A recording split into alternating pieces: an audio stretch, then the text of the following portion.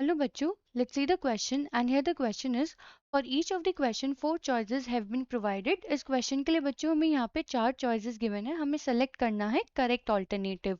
तो question को पढ़ते हैं पहले यहाँ पे question है phosphorus pentaoxide used in the preparation of N2O5 from HNO3 act as what? Reducing agent, catalyst, dehydrating agent or drying agent. तो चलिए बच्चों करते हैं इस question को and first of all let's see the key concept here. तो basically बच्चों हमें क्या मालूम है जो फॉस्फोरस पेंटाऑक्साइड है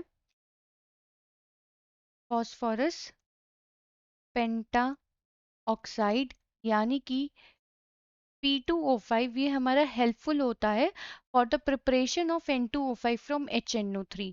अब अगर हम यहाँ बात करें बच्चों HNO3 की, HNO3 क्या है हमारा नाइट्रिक एसिड। तो इसका जो स्ट्रक्चर होता है बच्चों वो कैसा होता है N डबल बॉन्ड O, एक इसमें कोऑर्डिनेट बॉन्ड होता है, ये हमारा होता है OH।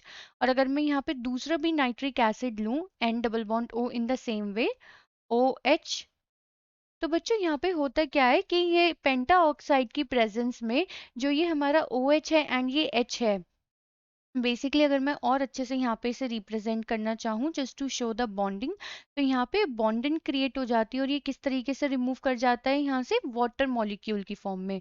तो -H2O और यहाँ पे फॉर्म क्या हो जाता है हमारा N2O5, यानी कि अगर आप स्ट्रक्चर देखेंगे तो that is NON double bond O double bond O oxygen oxygen N2O5। इसके साथ साथ में बच्चों फॉस्फोरिक एसिड भी फॉर्म होता है, H3PO4 भी फॉर्म होता है हमारा एज अ साइड प्रोडक्ट।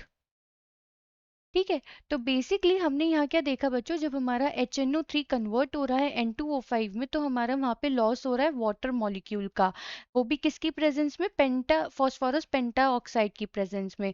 तो अगर हमारा बच्चों यहाँ पे लॉस हो रहा है, लॉस ऑफ H2O मॉलिक्यूल, तो यानी कि यहाँ पे ये क्या हो रहा है, डिहाइड्रेट हो रहा है, यानी कि वाटर का मॉलिक्यूल यहाँ से डिलीट हो रहा है, डिहाइड्रेशन,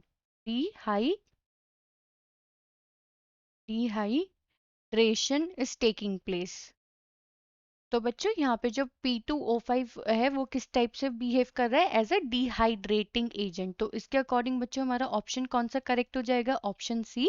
बाकी के ऑप्शन अगर हम यहाँ पे देखें तो हमें गिवन है रिड्यूसिंग एजेंट। रिड्यूसिंग एजेंट तो बच्चों हेल्पफुल होता है किसी सब्सटेंस को रिड्यूस करने में, एंड यहाँ पे कोई भी रिडक्शन नहीं हो रही है। कैटलिस्ट जो कि रिएक्शन की स्पीड को क्या कर देता है, स्पीड अप कर देता है, speed up the reaction, speed up the reaction. तो ये हमारा करेक्ट ऑप्शन नहीं हो सकता है।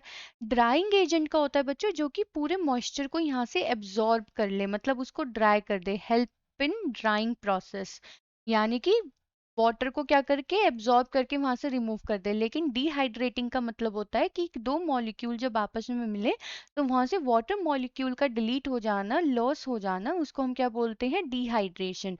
एंड P2O5 यहाँ पे क्या कर रहा है, उसे डिहाइड्रेट करने में हेल्प कर रहा है, इसलिए P2O5 कैसे यूज हो रहा है, as a dehydrating agent. I hope बच्चों आपको ये क्वेश्चन समझ में आ गया होगा। Thank you.